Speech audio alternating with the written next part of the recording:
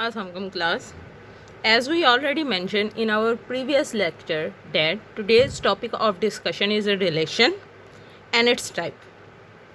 As we already discussed that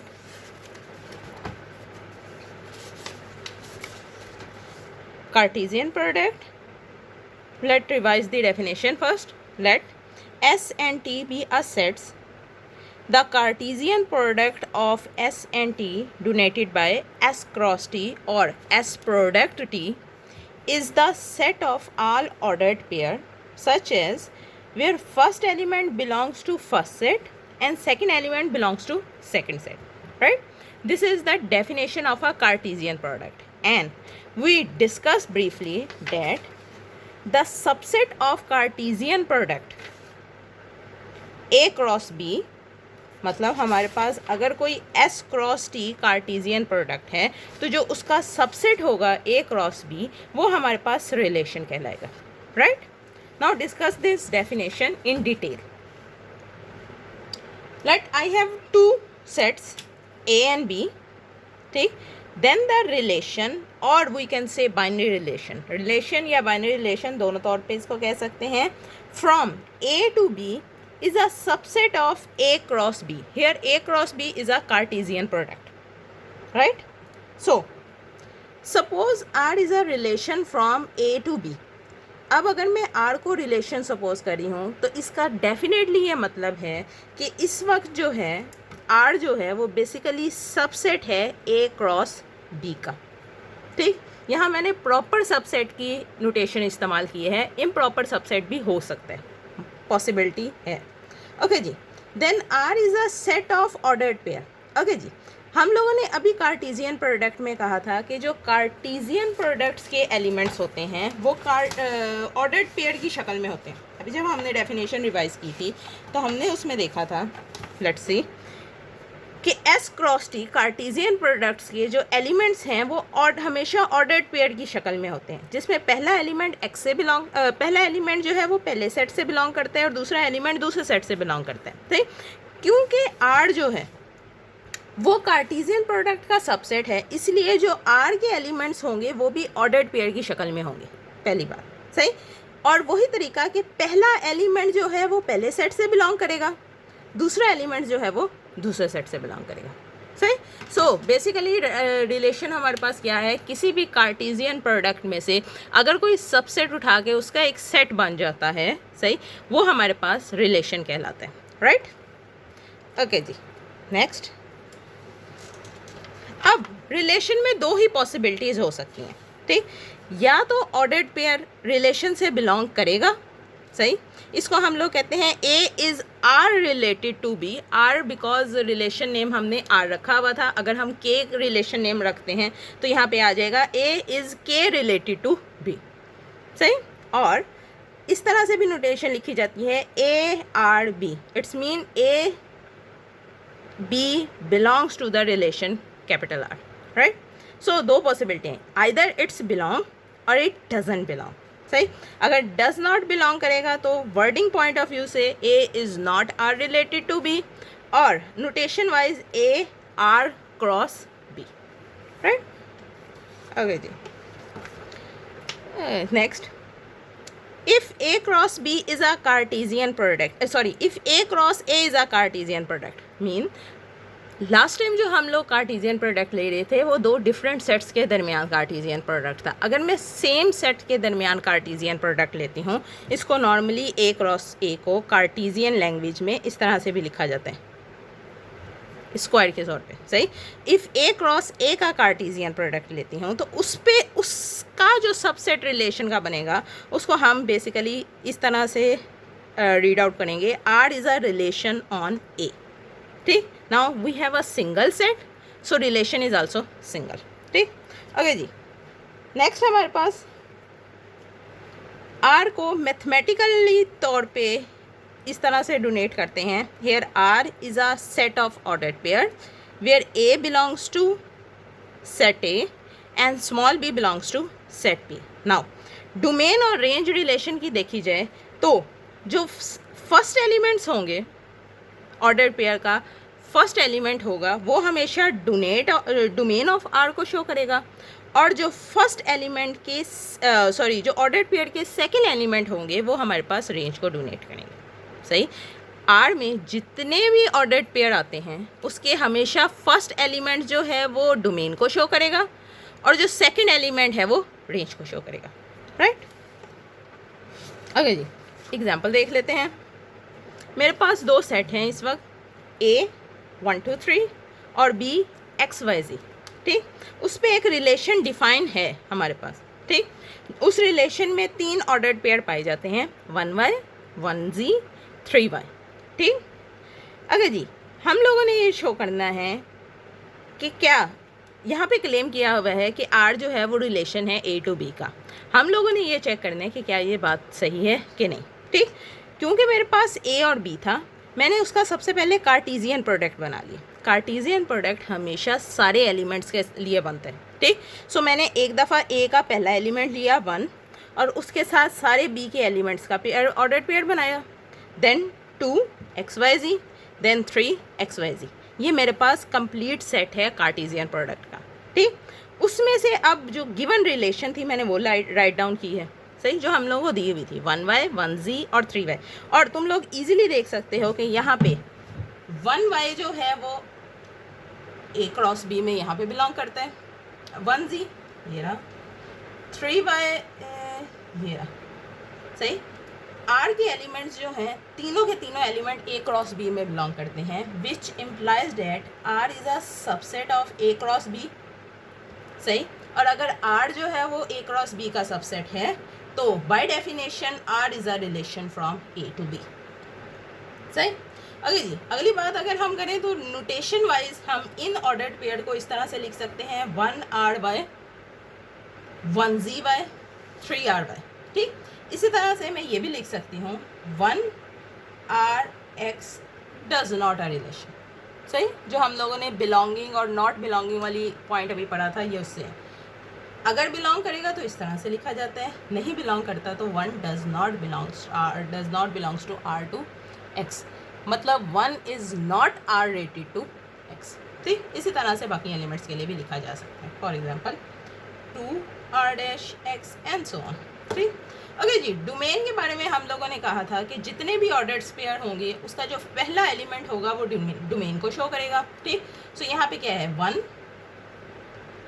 क्योंकि domain relation की जो डोमेन होती है वो सेट की सूरत में लिखी जाती है और सेट में रिपीटेशन नहीं अलाउ, इसलिए यहाँ पे 1 को सिंगल टाइम डोनेट किया गया। राइट, और 3। इसी तरह से अगर मैं रेंज लिखना चाहूँ, सेकेंड एलिमेंट को शो करती है Y Z, again Y set है, रिपीटेशन नॉट अलाउड, हमारे पास रेंज आ गई। राइट, ओके जी, सेकेंड एग्जाम्पल देख लेते हैं। हमारे पास second example basically Cartesian product है, यहाँ पे R क्रॉस R का, here R denote the real number. सही, Cartesian product R cross R, here R denote the real number. सही, उसके बाद हमारे पास रिलेशन डिफाइन की गई है L R के ऊपर for all X and Y। अब रिलेशन की डेफिनेशन क्या लिखी गई हुई है, X L Y relation, X related to L related to Y such that X is less than Y। Definition ये है कि इस रिलेशन में वो वाले एलिमेंट्स पाए जाएंगे जिसमें पहला एलिमेंट जो है वो दूसरे एलिमेंट से छोटा होगा।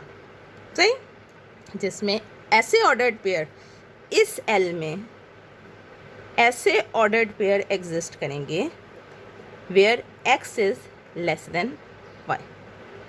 राइट, सो हम लोगों ने अब वो वाले ऑर्डर्ड पेयर देखने हैं जो बिलोंग करते हैं कि नहीं। इस एग्जांपल में कुछ क्वेश्चंस दिए हुए हैं, उन क्वेश्चन का जवाब देने की कोशिश करते हैं। फर्स्ट क्वेश्चन है, इज़ 57 L रिलेटेड टू 53। अगर इस डेफिनेशन के हिसाब से लिखूं तो ये बनता है 57 is less then 53, which is not. ठीक, इंटीजर पॉइंट ऑफ व्यू से 57 is greater than 53, so definition जो है वो प्रूव नहीं हो रही, और अगर डेफिनेशन प्रूव नहीं हो रही इसका मतलब इस रिलेशन में से नहीं है, so the answer is no. ठीक, ओके जी, second point, -17 is less than -14, yes. 143 basically यहाँ पे हमारे पास ये आ जाएगा 143 इज़ लेस देन 143। यहाँ पे हमने लेस देन का साइन इस्तेमाल किया था, इक्वलिटी का साइन नहीं किया था, जबकि यहाँ पे बेसिकली 143 इज़ इक्वल टू 143 आ रहा है। क्योंकि यहाँ इक्वलिटी नहीं है सो ये इस रिलेशन से बिलोंग नहीं करेगा। So the answer is no. ठीक, ओके जी। -35 related to 1, definitely negative sign is lesser than positive sign, so answer is yes.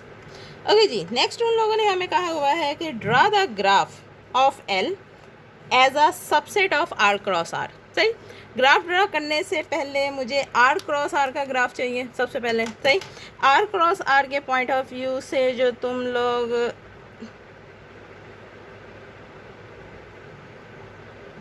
Graph लेते हो वो इस तरह से बनता है। सही, ये सारा ग्राफ जो है वो आर क्रॉस आर का है, मतलब कार्टेशियन प्रोडक्ट हमारे पास ये आ रही है। सही, हम लोगों ने कहा था इसमें वो एलिमेंट्स आएंगे जिसमें पहला एलिमेंट जो है वो दूसरे से छोटा हो। सही, अगर मैं एक्स एक्सिस को सिर्फ पकड़ती हूँ सो नेगेटिव पॉइंट सारे उससे छोटे होंगे। एक्स एक्सिस मैंने फिक्स किया है, एक्स एक्सिस में हमेशा वाई की वैल्यू, फॉर एग्जांपल मैं एक ही पॉइंट लेती हूँ, ये है हमारे पास -14 and that's 2। Here -14 is less than 2। सही, सो मतलब ये पॉइंट जो है वो रिलेशन से बिलोंग करेगा। यहाँ से रेड पॉइंट लाना, ये पॉइंट जो है वो रिलेशन से बिलोंग करेगा। सही, इसी तरह से -1 लेती हूँ तो ये इससे छोटा होगा। फॉर एग्जांपल यहाँ कोई एलिमेंट लेती हूँ और यहाँ से कोई एलिमेंट लेती हूँ, डेफिनेटली छोटा होगा। तो क्या मैं ये पोर्शन हाईलाइट कर सकती हूँ? इस पोर्शन में से मैं कोई सा भी एलिमेंट लूँगी उसमें x हमेशा छोटा होगा, y जो है वो भरा होगा। राइट, इसी तरह से अगर मैं ये वाला पॉइंट देखती हूँ, लेट्स से -13 -14, दोनों में से कौन सा छोटा होगा? x वाला। सो ये वाला यहाँ तक पोर्शन आ सकता है। अगर मैं यहाँ से कोई एलिमेंट लेती हूँ, हेयर लेट्स से 30, अब यहाँ पे x की वैल्यू 30 है, y की नेगेटिव है, मतलब पॉसिबिलिटी नहीं है। ठीक, सो बेसिकली हमारे पास नेगेटिव पोर्शन जो है वो ग्राफ की सूरत में आ जाएगा। मेरे ख्याल से यहाँ से भी कोई एलिमेंट्स आएंगे, you can check it briefly. ठीक, लेकिन कोई इसी तरह का ग्राफ बनेगा कि पूरा पूरा एक्सेस जो तुम्हारे पास पोर्शंस बन रहे हैं वो तुम्हारे पूरे पूरे सेक्शन जो है वो उसमें आ जाएंगे। राइट, ओके जी, नेक्स्ट डेफिनेशन डिस्कस कर लेते हैं। हमारे पास रिलेशन एक और दी गई हुई है। इस दफ़ा जो रिलेशन दी गई है वो z क्रॉस z पे दी गई हुई है। सही, मतलब जो कार्टेशियन प्रोडक्ट है मेरे पास वो इसका वक्त z cross g, integer cross integer है, कार्टेशियन प्रोडक्ट है। ओके जी, रिलेशन उस पर डिफाइन की गई हुई है e। सही, अब e की डेफिनेशन क्या दी हुई है? MEN such that m - n is even, मतलब e में वो वाले ऑर्डर्ड पेयर पाए जाते हैं m और n की शक्ल में जिसमें फर्स्ट एलिमेंट में से सेकंड एलिमेंट को माइनस करें तो जो वो आंसर है वो इवन नंबर आना चाहिए। अगर वो इवन नंबर नहीं आएगा तो वो रिलेशन से बिलोंग नहीं करेगा। ओके जी, let's try to answer this question. Right, मेरे पास पहला क्वेश्चन है, is 4 is E related to 0। सही, here E this is a 0। Is 4 is E related to 0। Definition के पॉइंट ऑफ व्यू से देखते हैं,4e0 मीन 4 पहला एलिमेंट -0 इज़ इक्वल टू किसके बराबर आएगा? 4 which is equal to even. So the answer is yes. ठीक, similarly 2 - 6 is basically -4 which is again even number. Negative number भी even होते हैं, you can know that. So answer is again yes. Okay जी, here 3 minus 3 which is basically equal to 3 plus 3 which is equal to 6 which is again even. So answer is yes. Okay, 5 minus 2 which is equal to 3 which is not equal to even number. So answer is no. सही, next question, is 3e3। Okay जी, 3 minus 3 which is basically equal to 0। 0 is considered as an even number, so the answer is yes, right. So ये सारे elements जो हैं E से belong करेंगे except this, right. Okay जी, basically हम लोग यहाँ पे z क्रॉस z के साथ डील कर रहे हैं और जो इंटीजर्स का जो सेट होता है वो इनफाइनाइट सेट होते हैं, ठीक। सो इन्होंने जो यहाँ क्वेश्चन दिया हुआ है कि राइट फर्स्ट 5 इंटीजर्स, ये देना थोड़ा मुश्किल है क्योंकि it's a infinite set from both the side, सही, from negative to positive side, all from both side it's a infinite set. So we will try to find integers around zero के इर्द गिर्द के इंटीजर्स फाइंड करने की कोशिश करते हैं। फॉर एग्जांपल उन्होंने कहा कि ऐसे फर्स्ट 5 इंटीजर्स दीजिए दैट आर ई रिलेटेड, सही। सो अगर मैं फाइंड करने की कोशिश करूं, सो सबसे पहले मैं ये कह सकती हूँ कि 1e3 ई रिलेटेड है because 1 minus 3 is basically equal to -2 which is even, इसका मतलब 1e3 एक एलिमेंट आ गया, सही। 0e2 कह सकती हूँ अगेन, सही है। ओके जी, -1e1 कह सकती हूँ, इसको चेक कर लेते हैं। -1 which is equal to -2 which is even, सही। सो ये एलिमेंट आ गए। तीसरा अगर मैं ऑर्डर, ये बेसिकली मैं यहाँ ऑर्डर्ड पेयर लिख रही हूँ, कोई गलती मत हो जाए। 1 3 एक ऑर्डर्ड पेयर आया है, एक मेरे पास आया है 0 2, एक आया है -1 1। यहाँ पे मैं पॉइंट्स में एलिमेंट्स नहीं ले सकती क्योंकि हम लोग यहाँ इंटीजर्स के साथ डील कर रहे हैं, इसलिए मैंने सारी चीज़ें बोली हैं। ओके जी, अब अगर देखा जाए तो बेसिकली -2e के साथ 0 कर सकती हूँ which is basically equal to 0 minus into -2 which is basically equal to -+ 2 which is even. So एक एलिमेंट मेरे पास ये हो गया -2 0, सही।